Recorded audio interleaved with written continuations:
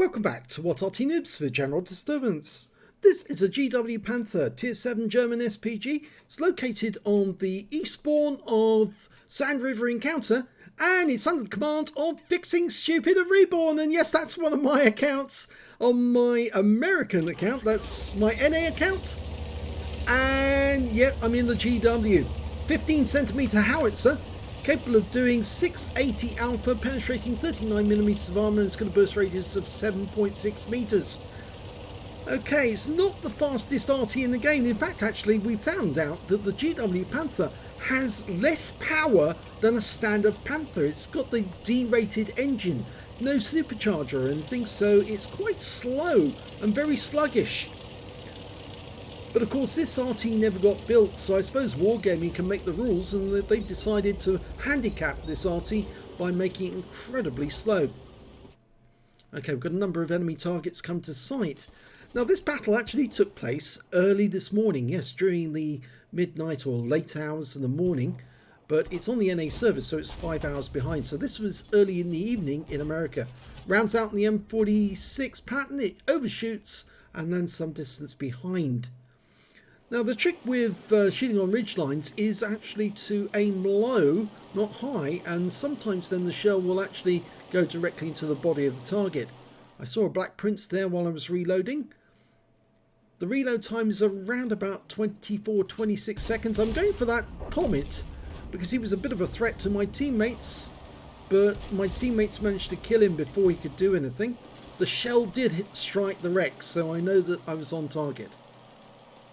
My next target's a T-30, and he's sitting there doing absolutely nothing. It's totally stationary. I've hit marked the target, rounds out.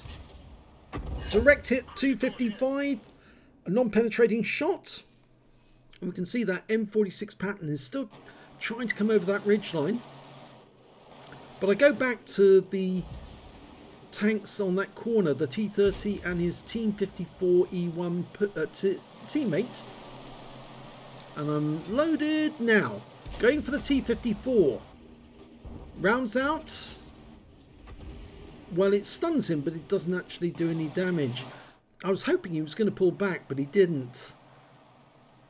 Okay, the pattern's moving, and the Black Prince is getting closer. I think actually the Black Prince is the one I need to kill next. Or go for. Rounds out. Direct hit into his side 200. Now if I can keep this guy stunned, then my teammates south of the near the river bank should be able to finish him off. Almost loaded.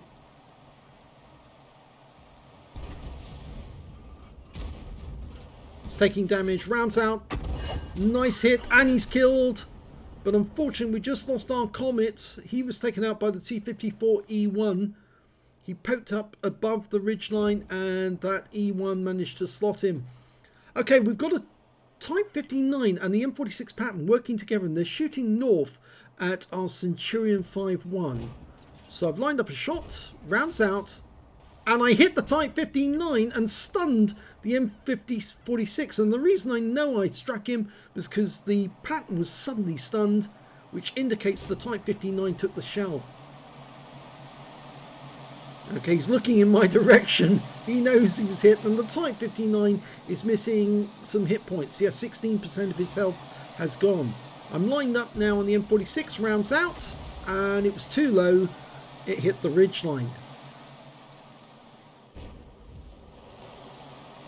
It's very difficult shooting tanks on the other side of a hill because they become a very narrow target for aiming, because the shell is basically coming down from above, and it makes them a much smaller target to shoot at. But there's two tanks together there now, and I fire the round in, and this time round I got a nice sizzle as the round goes off against the side of the M46 pattern. These guys aren't moving away from their position. They're still shooting up, and so I will keep hitting them until one of them's gone. Now, briefly I lose sight of them, but there you go, I'm back again.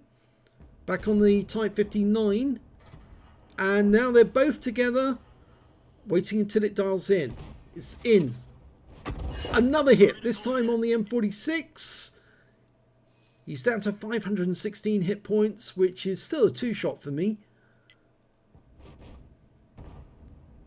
We're 1 tank down on the enemy at the moment. And it looks like they're doing well in the North Pass because they killed the Centurion. And we've got a TS5 and a Carnarvon up there. I've got no shot on the T30 or on the E1. But there's a Lurver and I can hit him. And we've lost sight of him.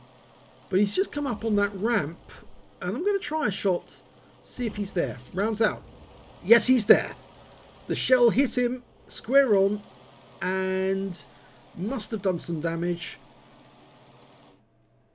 Going back to the ridgeline. The M46 pattern's still there. Hasn't learned his lesson yet. The T20 is the one that's been spotting for us. And of course the tanks up north. And that's why we're intermittently seeing these tanks now. Because we're losing the guys up in the north. And so I've switched targets over to the west side of the map. A Striv 1030 is attacking one of our tanks who's nearby.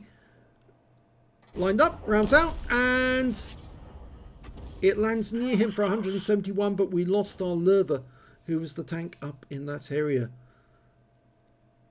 No, I've lost sight of those guys. There's nobody nearby. Okay, back to the Lurver. You can see he has lost some hit points.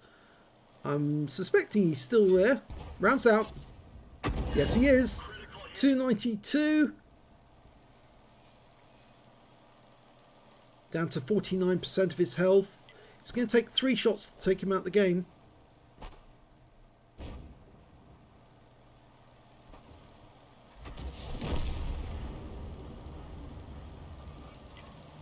Line him up, rounds out.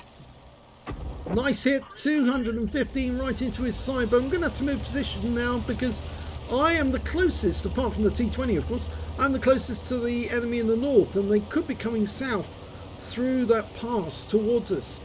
So I need to relocate. And normally I go to this position here or a little further on, but I actually decided on this occasion to go right down to the south. And as you can see on the minimap, that was a bit of a mistake. And I'm about to find that out. Yep, I've been spotted by the T-71 and oops, almost fell into the ditch.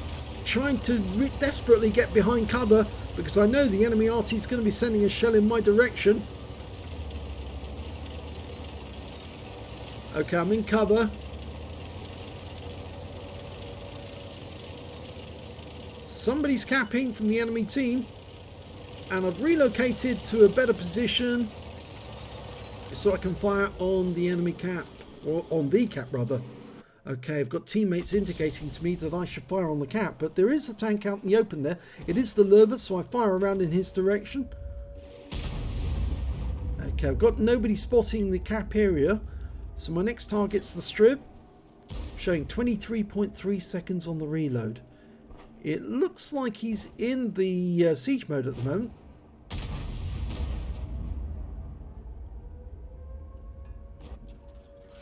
Rounds out. Lands next to him for 109. I'm now starting to look at the cap, but it was the T-71 who was capping, and he came out of the cap. And the enemy think they've got us on the run because there's only 4 of us left facing 8 enemy tanks. And I'm thinking, oh my god, we're going to die because there's a huge force coming towards us right now, including that T-71. If he gets through my teammates, I'm going to be the next one he finds. So I'm going over here to shotgun him if he comes around the corner. The enemy loses the Striv. The T-71's around the corner engaging with our Striv. And he's killed, so I don't have to worry about him. In fact, the nearest enemy is the Type 59. So I believe I can actually go around the corner and start shooting at them.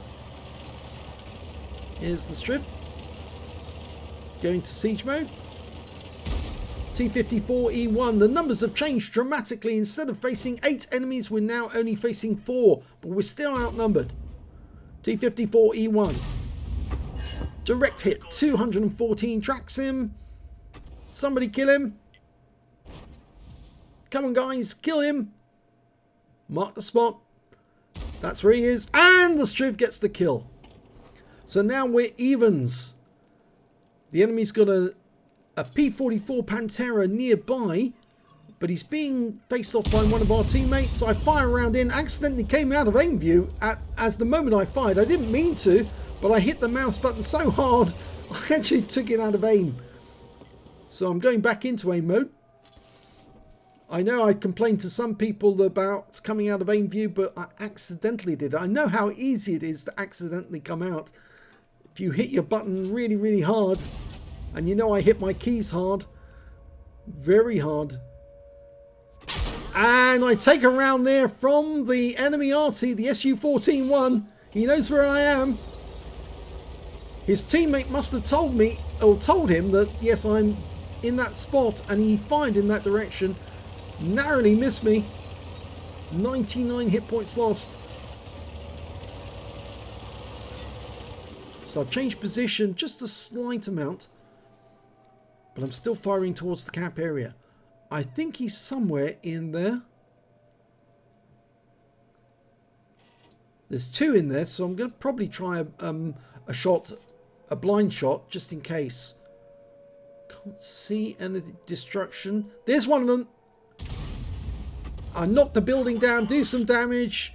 29 resets, 29 points reset. Sometimes the HE will penetrate through the building and you will get a reset even if you knock the building down next to them. There goes the Pantera. The Type 59's trying to escape. I'm lining up to try and hit him as he's running away. Rounds out. It tracks him and 109. He's a one-shot. And he's out the game, and that now's turned it all the way around. We were 4 players facing 8 enemy, and now it's 3 on our team facing 1 enemy. And there's only 3 minutes left on the clock, well 3 minutes 10 seconds. And as you know, in a encounter game, it takes twice as long to cap. And the enemy, my teammates just said cap, and I'm going in. I've ticked affirmative. I need to get in the cap as quickly as possible. But the only problem is it's going to take more than one of us to cap. They said don't throw the game by chasing him, but both of them have gone up to try and chase him. You need one of them to come back to the cap to cap with me. I can't do it on my own. I haven't got enough. I won't be able to cap enough. And I think they can see it now. 4 minutes to cap out. And there's only 2 minutes 28 left on the clock. One of them has to come back. It's the Striv who's making the return journey. He suddenly realised the mistake he made. Yeah, Arty can be useful for something other than just firing at the enemy. We can actually cap as well. Now I'm aiming towards the enemy, where I think the enemy might be. I'm looking ahead of where the steer is looking. But I'm staying out of Arty mode at the moment, because I want you to see what actually happens next. The Striv's capping. I'm capping. Hopefully the steer will find the enemy. If he doesn't, we have got enough time now to cap out, but only just. If the enemy gets a reset, we're in trouble. Striv's looking around.